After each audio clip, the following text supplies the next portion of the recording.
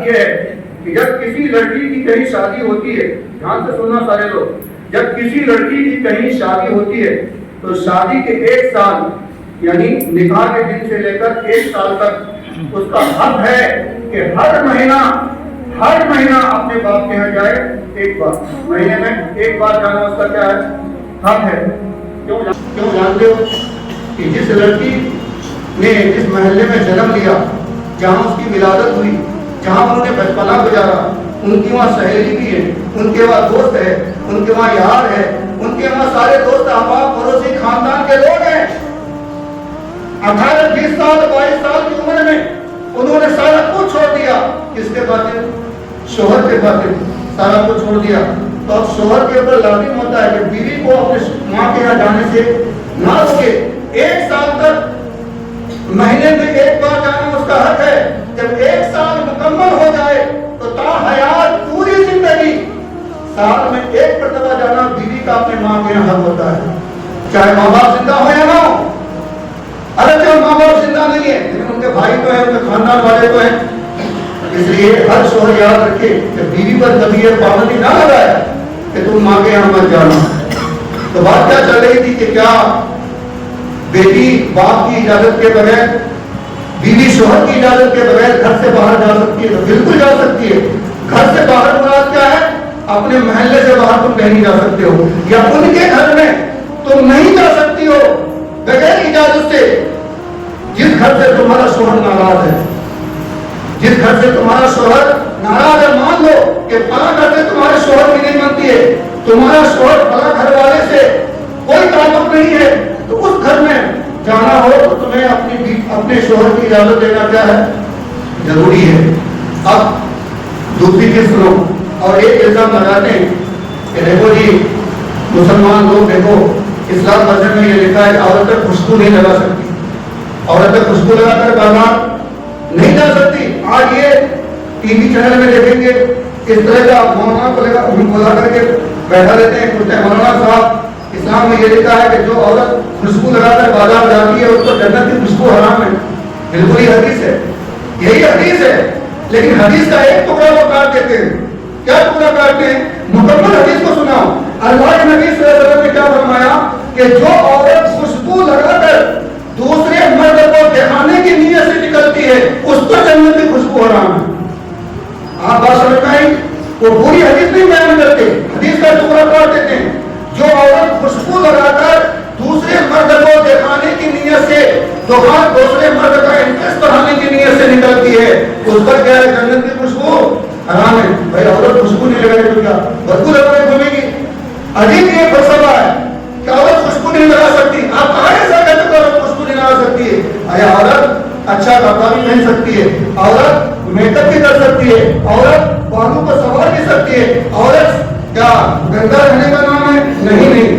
لیکن ایک چیز یاد رکھو، عورت جب بھی خوشبو لگائے گھر کے اندر رہے ہے نا، باہر خوشبو لگا کے جائے تو ایسی خوشبو لگائے جس کی مہک دوسرے مرد تک نہ پہنچے، دوسرے مرد تک نہ پہنچے، اور زیادہ سے زیادہ خوشبو لگائے کس کے سامنے؟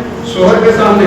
اب بیچارہ شوہر کے سامنے جب وہ رہتی ہے پورا 3 دن کا پسینہ دیکھو، 5 دن کا کپڑا پہنا ہوا دیکھو، لیکن جب بازار جائے گی تو 10,000 کی ساڑی، 5,000 کا دوپٹہ، 5,000 روپے کا جھمکا، 10 لاکھ روپے کی چین اور 5,000 روپے کی کریم۔ بازار جانا ہو تو اتنا مہنگا سامان، گھر میں رہنا ہو کوئی بدبودار، اسلام نے کیا کہ نہیں تم میک اپ بھی کر سکتی ہو، اچھا کپڑا بھی پہن سکتی ہو، خوشبو بھی لگا سکتے ہو، سب کچھ کر سکتے ہو، لیکن کس کے لیے؟ اپنے لیے۔ تو اب ایک سوال ہوتا ہے کہ کیا عورتیں شادی میں جاتی ہے تو کیا اچھا کپڑا پہن کے نہیں جائے گی، نیا کپڑا پہن کے نہیں جائے گی، خوشبو لگا کے نہیں جائے گی؟ یہ بات وہی آ رہی ہے، دیکھو عورت شادیوں میں جانا چاہے تو بالکل اچھا کپڑا ہی پہن کے جائے گی۔ کیا تم پرانی ساڑی پہن کے چلے جاؤ گے، پرانا شلوار جس گھر میں رکھا وہی پہن کے جاؤ گے؟ بالکل نہیں۔ کہ اسلام کا جو فلسفہ لوگ بیان کرتے ہیں بالکل غلط بیان کرتے ہیں۔ ارے عورت بازار جائے، شادی میں جائے، کہیں بھی جائے، اچھا لباس پہنے، خوشبو لگائے، میک اپ کرے، سب کچھ کرے، لیکن غیر محرم سے بچ کے رہے، پردے کا خیال رکھے، پردے کا خیال، غیر محرم کی محفلوں میں نہ جائے۔ سینکڑوں عورتوں کے بیچ میں تم بیٹھی ہوئی ہو، اگر اچھا لباس تمہارے ہمارے جسم میں نہیں ہوگا تو کیا تم گاؤں سماج اپنا نام بدنام کروانا چاہتی ہو, حضرت کا نام بدنام کروانا چاہتی ہو؟ تو میرے مسلمان بھائی یاد رکھو, عورت خوشبو بھی لگا سکتی ہے, میک اپ بھی کر سکتی ہے, لیکن کس کے لیے؟ اپنے لیے, دوسرے کو دکھانے کے لیے اس میں نہیں ہونی چاہیے. چوتھی چیز سنو, اور امپورٹنٹ بات بتا رہا ہوں.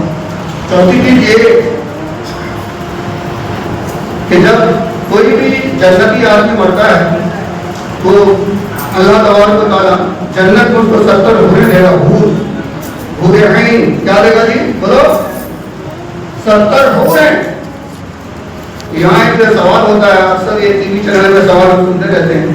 اس میں ہوتا ہے کہ دیکھو جی, مرد بیچارہ اگر اچھا کام کر کے مرے تو مرنے کے بعد اس کو 70 حور ملے, اور یہ عورتیں اگر نماز پڑھ کے, روزہ رکھ کے, متقی, پرہیزگار انتقال ہوتی ہے اس کو کیا ملے گا؟ وہی پرانا شوہر. کیونکہ حدیث میں یہ ہے نا کہ قیامت کے دن جب سب کا حساب ہو جائے گا, جنتی جنت تک پہنچ جائیں گے, تو دنیا میں جو ہسبینڈ وائف ہے نا, میاں بیوی, وہ بھی وہاں بھی اپنی بیوی کے ساتھ رہیں گے. کس کے ساتھ رہیں گے؟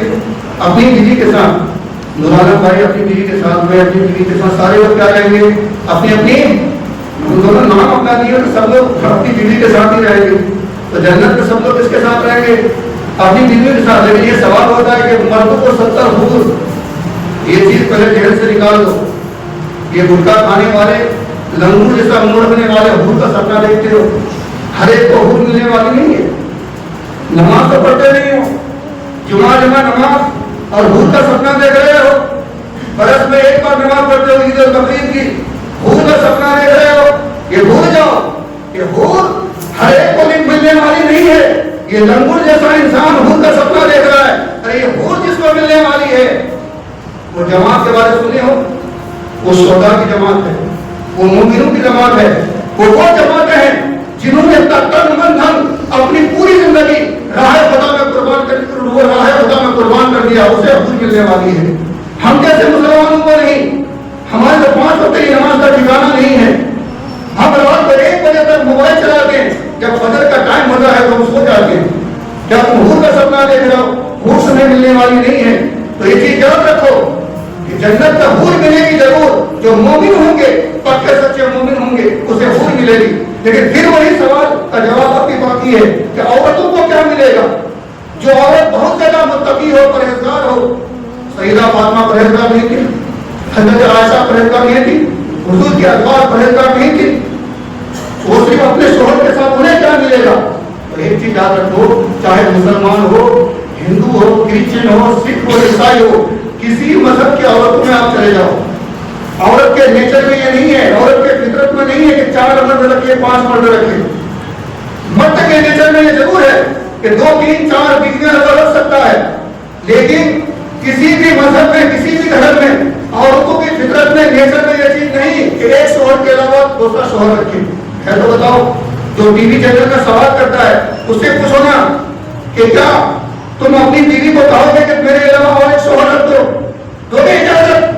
ارے میں گھر کے کہاں بات کرو گے؟ اگر کوئی انسان آپ سے سوال کرتا ہے, ان سے کہو نا کہ کیا تمہارے مذہب میں ایسا لکھا ہے کہ تم اپنی بیوی کو کہو کہ 2 مرد رکھو, 3 مرد رکھو؟ نہیں رکھنے کی اجازت دے گا. عورت کے نیچر میں ہے نہیں, عورت کے فطرت میں یہ نہیں ہے. تو پھر وہ بات جنت میں بھی عورتوں کے ذہن میں نہیں آئے گی, عورت کے ذہن میں وہ بات نہیں آئے گی. اور یہ چیز یاد رکھو, جس مومن کو اللہ تبارک و تعالیٰ جنت میں 70 حوریں عطا فرمائے گا, ان تمام حوروں کی سردار آپ کی بیوی بنے گی. آپ کی بیوی کی اجازت کے بغیر وہ حور کوئی بھی کام نہیں کرے گی. اور ان تمام حوروں سے آپ کی بیوی کا حسن بڑھ جائے گا. مان لو کہ دنیا میں آپ کی بیوی کڑوے ہے, ناٹی ہے, موٹی ہے, اس کی ناک تھوڑی سی کبھی ہوئی ہے, اٹھی ہوئی ہے, ہونٹ موٹے ہیں, آنکھیں عجیب پیلی رکی ہے, لیکن آپ متقی ہو, آپ پرہیزگار ہو, آپ دونوں جنت میں ایک ساتھ ہو, تو اللہ تبارک و تعالیٰ آپ کی بیوی کا حسن 70 حور سے بھی زیادہ بڑھا دے گا. 70 حور سے زیادہ بڑھا دے گا. تمام حوروں کی وہ سرکار بنے گی. لیکن سب سے پہلے آپ جنت جانے والا کام تو کرو.